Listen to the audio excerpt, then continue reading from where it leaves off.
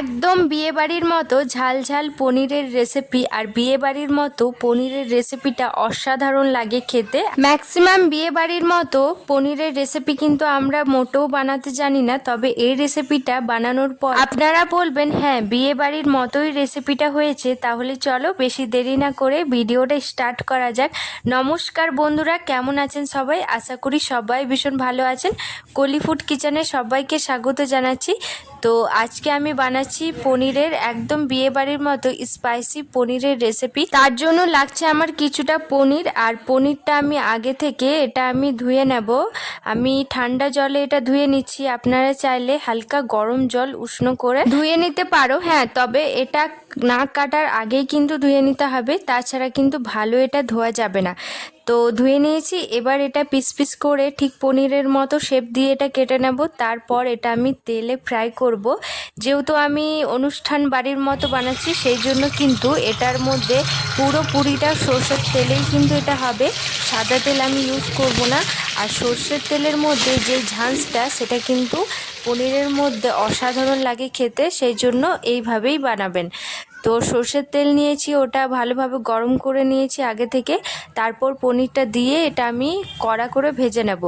অনেকেই আছে যেটা হালকা করে পনিরটা ভেজে নেয়, আপনারা নিজের মতো করে ভেজে নেবেন। যাই হোক, ওদিকে পনিরটা ভাজা ভাজা হতে থাক, ততক্ষণে এদিকে আমি একটা মশলা রেডি করব। তার জন্য লাগবে দই, আর ওটার মধ্যে দিচ্ছি আমি হলুদ গুঁড়ো হাফ চামচের মতো।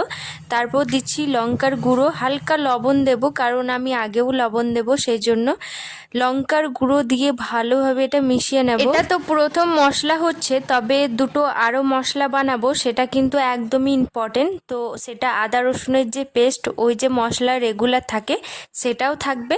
আর এদিকে বানাচ্ছি আমি একটা পেঁয়াজ আর টমেটোর, ওটা হালকা ভেজে নিয়ে সেটা আমি পেস্ট বানাবো। তো ওই তিনটে মশলা কিন্তু আমাদের এই পনিরের মধ্যে কিন্তু একদম রেসিপি জমজমাট বানিয়ে দেবে, সেই জন্য আমি এটা আপনাদের সাথে শেয়ার করছি। তিনটেই মশলা কিন্তু আপনারা অবশ্যই লক্ষ্য করবেন।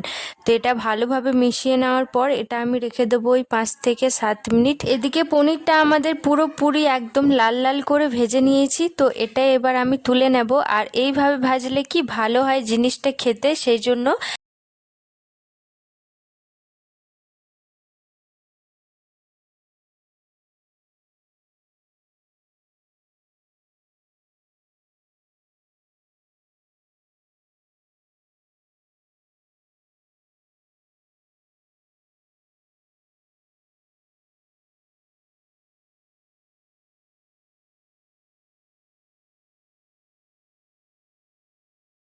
পনিরটা ভেজে নেওয়ার পর আরেকটা মশলা বানানোর জন্য লাগবে আমার টমেটোর আর পেঁয়াজ। ওটা আমি হালকা মানে ওই তেলের মধ্যে পেঁয়াজ টমেটোটা দিয়ে হালকা আমি ভেজে নেব, কারণ এটা আরেকটা পেস্ট হবে, সেই জন্য। এই যে একদম এইভাবে পনিরগুলো আমার ভেজে নিতে হবে। আর এই যে চারিদিকে কি সুন্দরভাবে ভাজা ভাজা হয়েছে।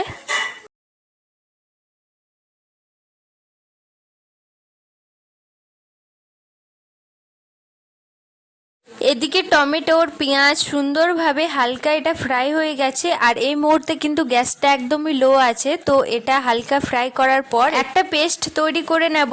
ততক্ষণে এদিকে মশলাটা বানানোর জন্য লাগবে এখানে ওই পনির ভাজা তেলটা, আরও একটু সর্ষের তেল দিয়ে তেলটাকে সুন্দরভাবে গরম করে নিতে হবে। তারপর ওটার মধ্যে দেব ক্যাপসিকাম কোচানো। আপনারা চাইলে এই জায়গায় ক্যাপসিকামটা বেটেও আপনারা দিতে পারো, তাছাড়া এটা কেটেও দেওয়া যাবে। তো কেটেটা আর কি বেশি ভালো লাগে খেতে, সেই জন্য এইভাবে আমি দিয়ে দিচ্ছি। তো এটা হালকা ভেজে নেব। তারপর এটার মধ্যে মশলা দেব। মশলার মধ্যে ছিল আদা রসুন লঙ্কা গোলমরিচ জিরে শুকনো লঙ্কা, সমস্ত বাটা মশলা যে রেগুলার থাকে, ওই মশলাটাই দেব। তারপর যে টমেটোর যে পিউরিটা, সেটা আমি পরে দেব। এটার যে কাঁচা গন্ধটা সেটা চলে যাবে, তারপর দেব।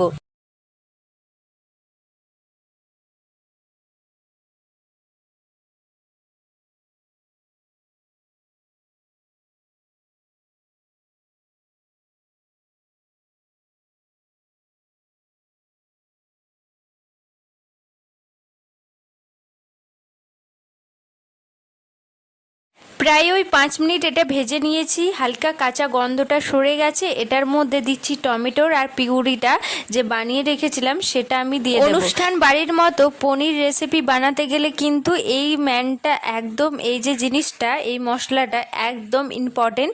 এটা দিলেই কিন্তু আসল স্বাদটা চলে আসবে। তাছাড়া কিন্তু দইও দিতে পারো। টমেটোর যে পিউরিটার জলটা সেটাও আমি দিয়ে দেবো, আর এইভাবে নরবরত এটা চালিয়ে যেতে হবে। তারপর যে আসল যে দইটা আর হলুদটার যে মিশ্রণটা আমি মেখে রেখেছিলাম, মশলাটা, সেটা আমি দিয়ে দেব।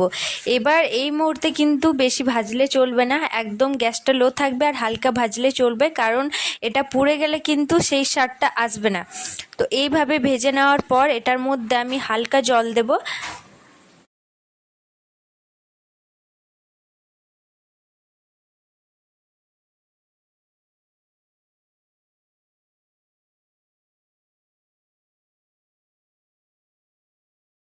মশলা থেকে তেল ছড়ে গেছে, তার মানে মশলাটা সুন্দরভাবে কষানো হয়ে গেছে। এবার জল দিয়ে হালকাটা ফুটিয়ে নেব।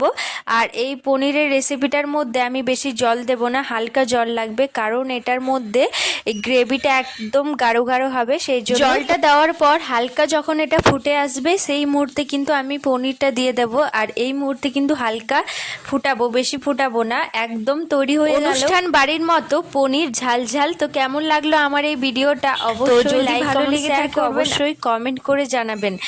আর এই মুহূর্তে কিন্তু ওপর থেকে হালকা গরম মশলা ছড়িয়ে দেব, তারপর এটা আমি গ্যাসটা বন্ধ করে দেব। আচ্ছা, তো এবার লাগছে না অনুষ্ঠান বাড়ির মতো স্পাইসি ঝাল ঝাল মশলাদার পনির রেসিপি। আর খেতে এটা অসাধারণ হয়েছিল, তবে এর যে গ্রেভিটা সেটা কিন্তু অপূর্ব হয়েছিল। তবে হ্যাঁ, পনির আমার বেশিরভাগ ভালো লাগে না, পনির একদম মানে রবারের মতো লাগে। তো আমার কিন্তু গ্রেভিটা অসাধারণ লেগেছে। যাদের পনির প্রিয় তাদের কিন্তু এই রেসিপিটা একদম পছন্দ হবে।